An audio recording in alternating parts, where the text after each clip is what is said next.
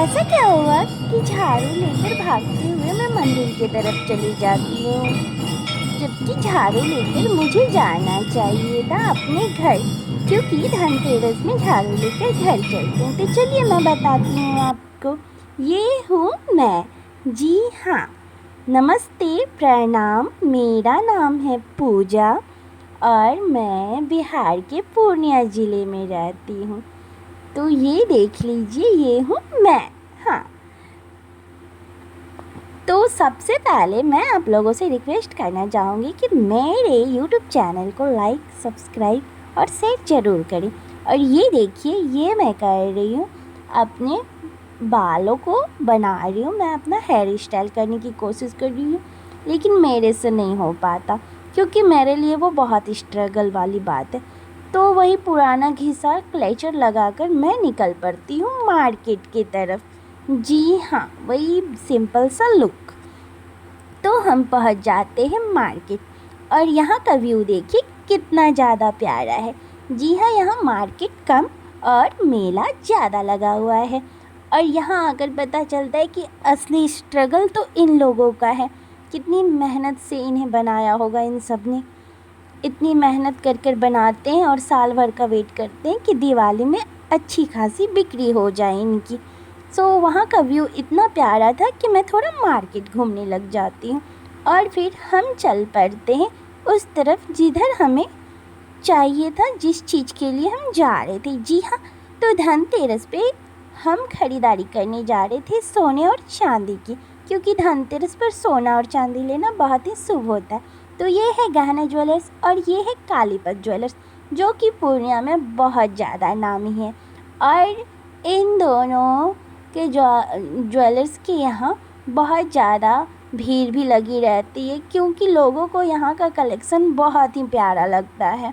But आज देखते हैं कि आज इनके यहाँ कैसा कलेक्शन है, क्योंकि भीड़ की वजह से ज़्यादा लोग देख रहे थे कि परेशान ही थे। बट ख़रीदारी तो नहीं रुकनी चाहिए, और हम लोग लाइन में लग जाते हैं, क्योंकि काउंटर खाली नहीं था। तो इसलिए कि हम काउंटर का खाली होने का वेट करते हैं, और फिर काउंटर खाली होने के बाद हम यहाँ गोल्ड के इयररिंग्स पसंद करते हैं। जी हाँ, मुझे गोल्ड में इयररिंग्स चाहिए था, तो मैं उसका डिज़ाइन देखने लग जाती हूँ अपने बजट के हिसाब से, क्योंकि मेरा बजट था बहुत ही कम।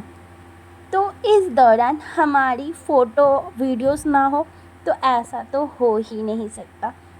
सो इसलिए कि वहाँ का जो बजट, मेरे बजट के हिसाब से वहाँ का जो कलेक्शन था वो बहुत ही ज़्यादा था। सो इसलिए कि मैं वहाँ नहीं ले पाती हूँ, तो मैं पहुँच जाती हूँ जौहरी ज्वेलर्स में। जी हाँ, लेकिन उससे पहले मैं दर्शन कर लेती हूँ गणपति बप्पा के, क्योंकि गणपति बप्पा बहुत ज़्यादा प्यारे लग रहे थे। जौहरी ज्वेलर्स के अंदर जाने के बाद उन्होंने हमारा स्वागत बहुत ही अच्छे से किया। जी हाँ, और वहाँ जाने के साथ मुझे वहाँ पे बहुत ही प्यारा कलेक्शन मिला, और वहाँ उन्होंने बहुत ही अच्छा, बहुत ज़्यादा गुड बिहेव किया, जो कि हमें बहुत अच्छा लगा। और हमने सोचा कि अब से जो भी गोल्ड और सिल्वर की ख़रीदारी करेंगे हम उन्हीं के यहाँ जाके करेंगे। तो ये जो भैया हमारा बिल बना रहे हैं, उनका बिहेव बहुत ही अच्छा था। तो फिर हम लोग चाय पीने लग जाते हैं, और चाय वहाँ की बहुत ही अच्छी थी। ये रहा वो गोल्ड इयररिंग्स जो मैंने पसंद किया है। जी हाँ, कमेंट में आप लोग बताइएगा ज़रूर कि मेरा गोल्ड का इयररिंग्स आप लोगों को कैसा लगा और मेरा पसंद कैसा है। ठीक है, तो वहाँ पे एक चीज़ और भी अच्छा था। वो जब भैया बिल बना रहे थे, मुझे पहले से नहीं पता था उसके यहाँ ऐसा कुछ ऑफ़र चल रहा है। तो वहाँ पे जब वो बिल बना रहे थे, तो उस टाइम पता चला कि जो वो गोल्ड इयररिंग्स, गोल्ड लेने पर सिल्वर के कॉइन्स फ्री है। जी हाँ, ये धनतेरस में ऑफ़र दिया हुआ था कि गोल्ड लेने पर सिल्वर मुफ्त। तो इसमें हमारी खुशी हो जाती है डबल, और फिर हम ज्वेलरी लेकर बाहर आ जाते हैं अपनी घर की तरफ। हाँ, घर की तरफ निकल पड़ते हैं, लेकिन ये रहा, हम रास्ते में लेते हैं मिठाई और झाड़ू और भागते हुए पहुंच जाते हैं मंदिर। क्यों? क्योंकि मुझे मंदिर जाना बहुत पसंद है और वहाँ हो रही थी शाम की आरती। जी हाँ, तो हमने वहाँ पे दर्शन किए मेरे आराध्य मेरे भोलेनाथ जी के। जी हाँ, उनके बिना तो मेरा दिन ही अधूरा है। इस लेके हम चले जाते हैं अपने भोलेनाथ जी के पास और उनसे जो भी दिन भर मैंने गलती की उसकी माफ़ी मांगती हूँ कि जिसका भी मैंने दिल दुखाया हो मुझे माफ़ कर दे। और फिर हम पहुँच जाते हैं माता काली के पास। जी हाँ, मिठाई लेकर हम पहुँच जाते हैं माता काली को चढ़ावा देने के लिए, क्योंकि माता काली को प्रसाद चढ़ाना मुझे बहुत ही अच्छा लगता है और बहुत ही सुकून मिलता है। इसलिए कि पंडित जी को मैं मिठाई देती हूँ कि वो प्रसाद चढ़ा दें और फिर प्रसाद लेकर हम निकल पड़ते हैं अपने घर की तरफ, क्योंकि वहाँ हमें और भी पूजा करनी थी। तो ये रहा वो पूजा पाठ जो हमें करनी थी।